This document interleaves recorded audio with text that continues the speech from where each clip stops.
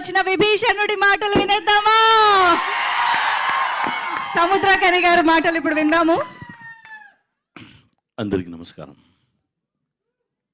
దేవుడికి నంది. చాలా ఎమోషనల్గా ఉంది. ఎప్పుడే మంచి విషయం చేయాలంటే దానికి దేవుడు బ్లెస్సింగ్స్ ఉండాలని చెప్తారు. ఆ బ్లెస్సింగే అందరినీ ఒకే లైన్లో మళ్ళీ తీసుకొచ్చింది. Thank you God. ఈరోజు రాగానే ఎయిర్పోర్ట్ని బట్టి నేను మనిషిని చూశాను.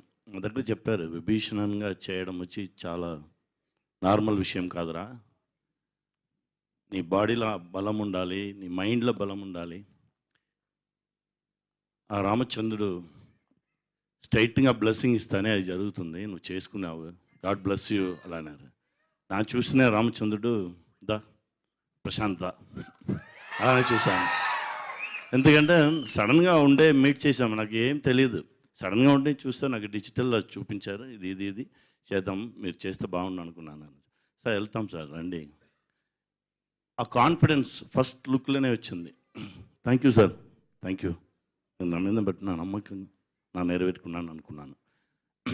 తమ్ముడు తేజ ఫస్ట్ టైం చూసిన నుంచి ఆ సేమ్ లవ్దా నా తమ్ముడిని చూసినట్టే ఉంది.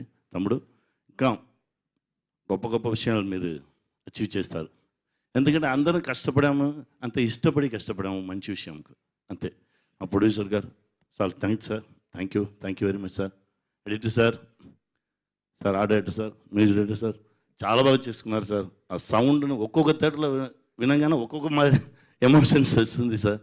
కెమెరామెన్ సార్, ఎక్స్ట్రాడినరీ కెమెరామెన్, ఎప్పుడు ఏ టెన్షన్ ఉంటారో సరే హ్యాపీ ఫేస్లో ఉంటారు.